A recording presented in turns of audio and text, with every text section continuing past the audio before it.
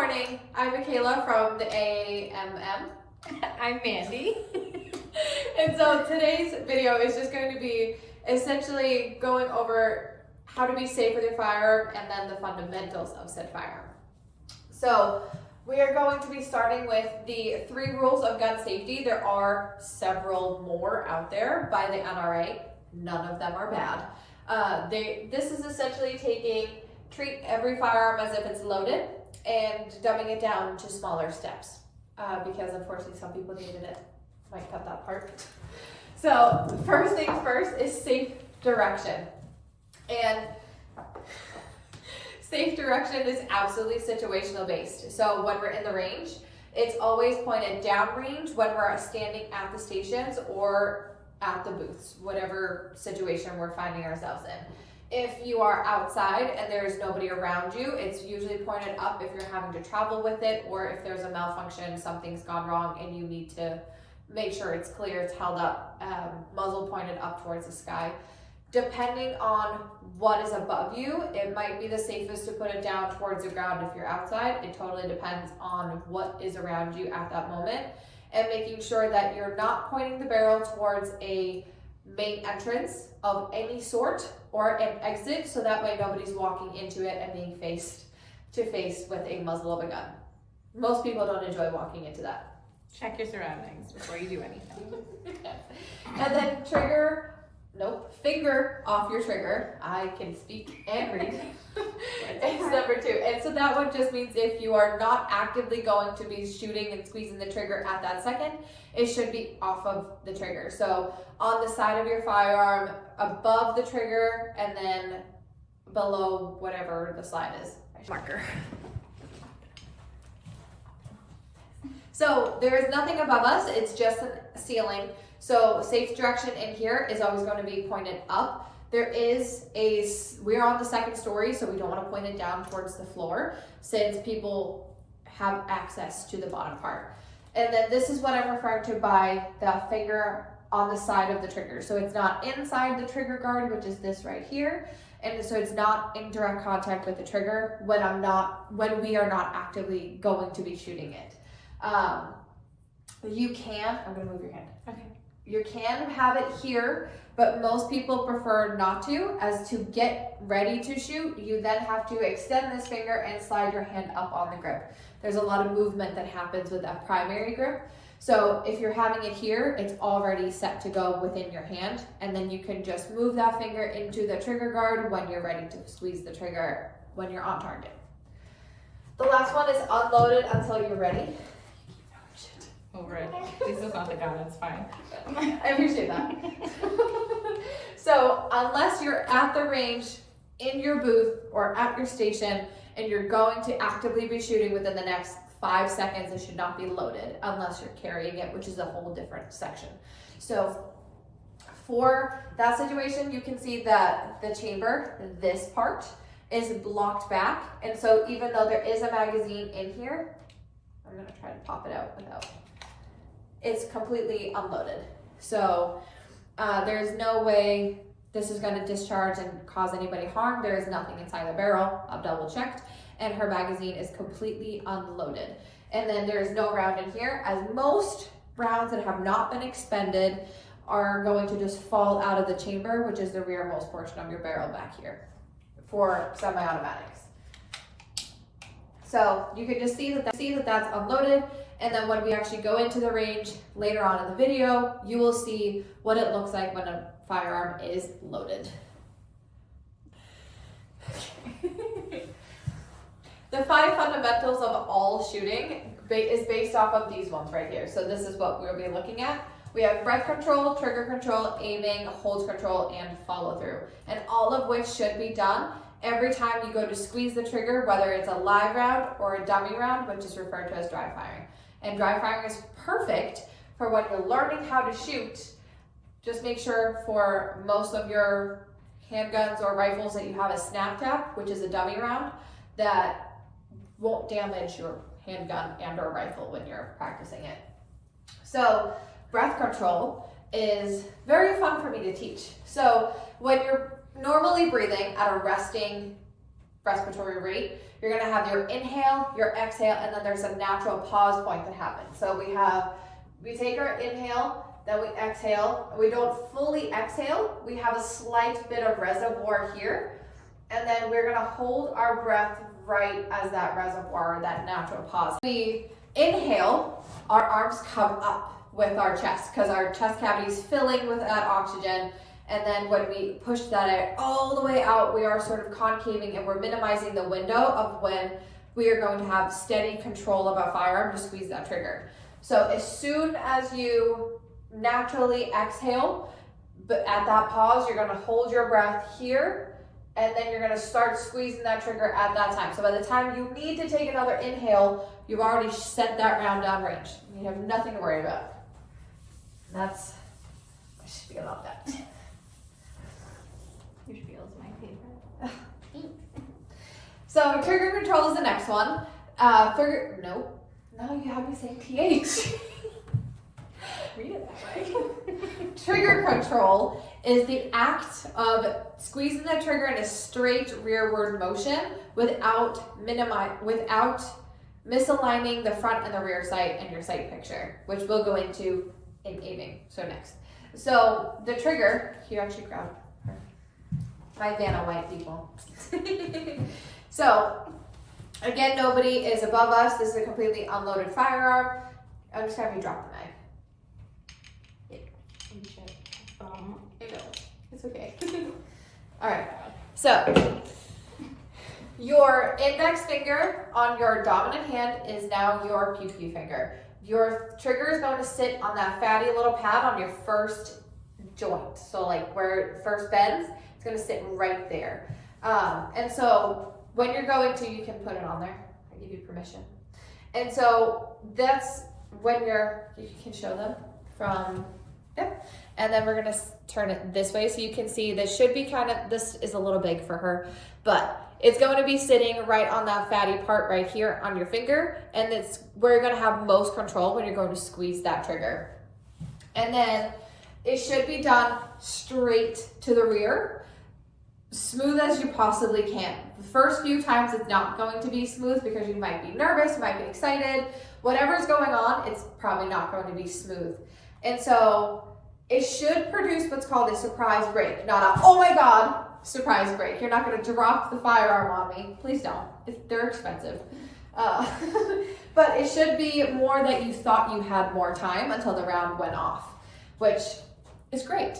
But so what I tend to tell students is focus on how you're squeezing that trigger to the rear. It'll kind of get you out of your own head preparing for the round to go off and the recoil, and it'll focus more on what your body is doing so that way you are not bracing or anticipating. Thank you. Yes, anticipating the round. So aiming. Well, these two are probably the most important, trigger control and aiming. So aiming is consistent of two things, your sight alignment and your sight picture. So these are a little bit more in depth. So most pistols, for example, have a rear sight and iron sight that are called, and a front sight that are called iron sights. So the rear sight's back here and the front sight is right here. It's at the front of the slide. So the rear sight for most of them kind of looks something like this. And then your front sight is just a little post that comes up. That was a bad sound. Right there. Sometimes you'll have little dots on them to make sure that you're aligned with them.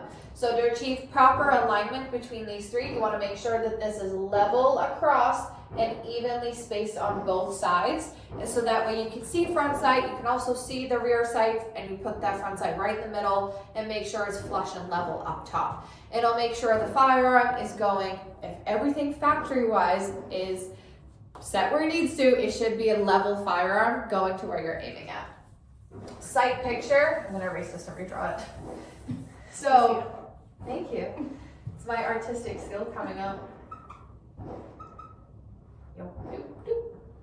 So, sight picture is taking your sight alignment and adding the target to it.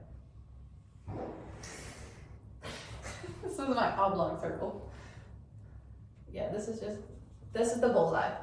So There's two kinds of holds that you can have. This is what's called the 6 o'clock hold, where you're putting the sight alignment at the bottom of the bullseye of the target or the entire target itself, depending on what your firearm is sighted in for. And that is trial and error until you figure it out. And then we have the center hold, which is you putting the sights in the middle of that bullseye. And so you're minimizing what you're able to actually look at when you're pulling that trigger, when you're aiming at your target. However, some firearms are a little bit more accurate right off the line with this, and then you would have to adjust the sights if they're able to be adjusted to whatever hold you would like to have. But these are the two. So this is your 6 o'clock hold, and this is your center hold. So that's pretty much it. But again, aiming is consistent of two different things, your sight picture and your sight alignment. And sight alignment just refers to the alignment between rear sight and front sight. Sight picture is adding that target onto it. That being said, it's also a very good rule to follow to know what your target is and what is behind said target, because you don't want to be shooting at something that could potentially be injuring somebody else or accidentally going into somebody's home if you're not at a proper distance from somebody else. Hold control. This refers to your grip. So when you grab a firearm, don't grab it like it's a wet tissue. This is my eraser. Don't hold it like this, because when recoil happens, she's gonna go flying out of your hand. And you wanna make sure we have the most amount of control. You also don't want to hold it with a death grip, because when you have a death grip, you'll be shaking, which is going to misalign your shots in the overtime. So you want to have a nice firm grip where I can kind of like jostle it around and it's not going to go anywhere in your hand. And that rattling you hear is just semi-automatics. Most of them, their barrels are loose until that slide goes forward. And then follow through is just the continuation of all of the applications that you have already put into it after you fire the shot. For a pistol or a rifle, honestly, all firearms and even bows, it is just you coming right back on target and getting yourself re-grounded and doing all of these things again before you're going into actually shooting again. So just be aware of that, and thus just as important as all the rest of them. Alright, so we're gonna go over a position, and so I'm gonna show you two different forms. It's essentially just moving your feet different places, and I'm going to move the camera so y'all can see it at that time. So, but when we're talking about a position, regardless of whichever one you choose to be in, make sure it's comfortable for you. If it is not comfortable, kind of check yourself and see where it is putting strain and or stress on your body, and that figure out how we can fix that. For a lot of people, especially women, we tend to lean too far back when we're shooting, especially bigger calibers. And that can put a lot of stress on your lower back, which for people who have a lower back injury, you're just going to make it uncomfortable, and you're going to be less excited to go shooting if you have to go to the chiropractor after every time you go shooting. And then balance. When I talk about balance, it's just making sure it's balanced on your feet. You want to put that weight right in between your feet, not more on the heels or more on the balls of your feet. Because, lean back on your heels a little bit. Because if I push you, you're more likely to fall over. And if you stand on your toes, you're going to fall forward. So make sure. If you're uncoordinated like me, you're going to fall just standing the wrong way. That's fair too. You don't need someone to push you. So a balance, just keeping that weight over the center of your foot. And then relaxed. I know it's crazy to think that you can be relaxed while shooting a gun, but if you're too tense, you're going to be all up in your head and overthinking every little thing that you're going to do and or are doing, and it's going to misalign everything, and you're not going to be as excited as you would be. And so make sure that you are staying nice and relaxed as much as you're able to behind the firearm. And then I'll go over two positions. We typically, in classes, we'll teach what's called the isosceles shooting position, which is just you essentially walking up anywhere to a counter, and however you stand is essentially how you're going to be shooting. So we'll start from, all right, so starting from the ground up, your feet should be about hip width apart, and then your knees should not be locked out. They should have a nice give to them. So if you need to, lock them out and then just relax them a little bit, just a smidge. And then your hips should be right on top of your knees, so your entire body is just gonna form one straight line going down. Your back should be nice and straight. So your back should be nice and straight. If you feel like you're leaning too far to either side, you're going to just pivot from your hips and lean your torso forward just a hair if you need to. The other one is feet-wise, is if you take, typically for most people, take your right foot and take a step back with it. And this is called blading your feet. If this is more comfortable for you to keep your torso aligned, please do so. Do not force a position that doesn't feel comfortable for you. And then your arms should be out in front of you, not locked out, but they should have a nice give to you. So that way when recoil happens, you're able to kind of move with it instead of locking your arms out. And then your gun should never be, you should never come down to your firearm when you're looking down the sights. You should always bring your gun up to your eyeballs. So keeping your head straight and your neck straight, you're just going to lift that firearm to your eyes, and so that you can see everything, instead of if you drop your arms just a little bit and then you try to lean down to see it. And then it switches your whole position. And if you couldn't see, her feet, the weight on her feet shifted, so that's more to the one on behind rather than the one on front when she does this. Versus when she fixes it and goes up to how she's supposed to, evenly balanced and much more straight, and she's going to be able to shoot this way a lot longer than she would in the other position. Exactly what I said. Just wait. I'm glad that we put in the video that you should be relaxed when you're shooting, because I'm the person who stands there and thinks, are my hands in the right place? Is my butt the right way? Is my head where it's supposed to be and my neck's upright? And you really get lost in your own head, and shooting becomes difficult at that point. So if you can put all of that aside and be like, I'm gonna fix myself, but I'm gonna just kind of wing it as long as you're safe, and then align yourself to where you feel comfortable and you're not stuck in your own head and lost, because then shooting's a lot more fun. It is. And it'll allow you to do more fun things, I think, too. Yeah. Like, you can take what you'll learn with pistols and you can go to rifles, and like you build up your confidence when you feel better. Yeah, absolutely. The other thing too is being aligned with your target, which is insanely important. And so essentially that bullseye should kind of have a laser dot or a thread, think of like a red thread, connecting your sternum to that red dot. Wherever your sternum is where you're going to be aiming at. So if you're not aligned with your target, make sure you're just going back, double checking to see that your sternum is in line with that bullseye or the center of your target, whatever you're shooting at. So that pretty much covers the fundamentals and the safety thing. Biggest thing is always wear eyes and ears, be safe, keep your firearm pointed in a safe direction, always handle each and every firearm as if it's loaded. Never rely on a safety. A safety is a mechanical device that can and has failed in the past. So please don't rely on that. If somebody hands you a firearm and says, don't worry, the safety's on, make sure they unload it and they clear it so that you are handling a safe firearm at that moment until you feel comfortable to put it in. And the biggest stressor, especially for women, and this is what our channel is geared towards, is more for women than males. Please, please, please do not feel pressured to take a caliber or a firearm that you do not feel comfortable handling.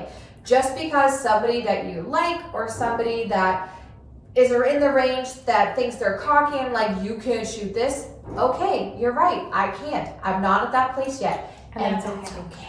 Yes, you do not have to feel pressured, because that's how negligent discharges happen. That is how accidents can happen at the range. And we need to make sure that us as women have a little bit more confidence to stand up and say, I'm not at that point yet, and that's okay. I will get there, but you're not going to force me into it. So just please bear that in mind. We're here to teach safety first, gain you confidence behind that firearm, and get you shooting where you yourself would love to see somebody else go shooting too. And give you enough knowledge that if you have a child or if you have a friend that wants to come with you, you can teach them how to be safe and how to properly shoot. If nothing else, show them this video. And you can walk through a position, you can walk through fundamentals, and anything else. So thank you for watching. Please drop any comments or suggestions you have in the comments section, and we'll be happy to answer any questions you have or address something that you think we should address in another video. But thank you so much, and we are going to be inputting some video footage of today at the range so we can also show you hopefully some examples of what we talked about in a practical situation. So thank you. Thanks.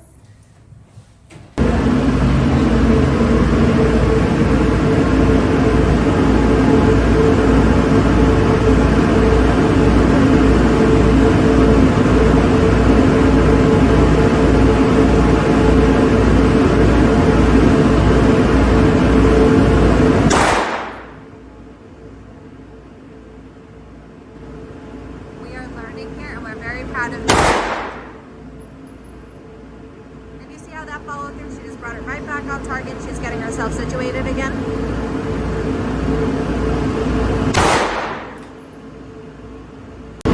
And then exaggerate with your breathing.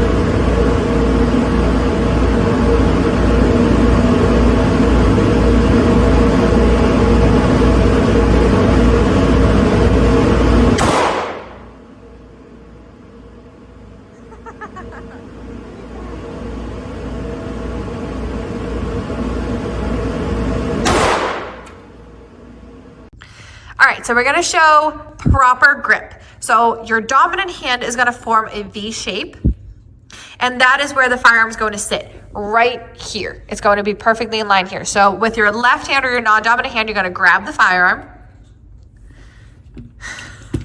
So awkward. And you're going to place it inside of your hand. Turn it this way just for a second. So that way you see this little beaver tail right down here. It's going to be almost flush with your hand, that meaty part right there in the middle of your hand. And now you can hold it on target. And so then this is what I'm referring to by side of the firearm so that it's noticeable on there. And so for sight picture, I'm lying, I'm sorry. For sight alignment, I'm talking about getting this sight aligned with the very front sight there. Obviously this has an optic on it, so slightly different than just the iron sights. But if you're running iron sights, so without that optic, just be aware it's the alignment between those rear two knobs right there and then that front sight right up there. So we are going to safely take your non-dominant hand down and you're going to grab that magazine. Bullets are always going to face towards the barrel. You're going to insert it. I'm gonna show you. And then you're going to, with your non-dominant hand, grab the rear of that slide, pull it back and let it go.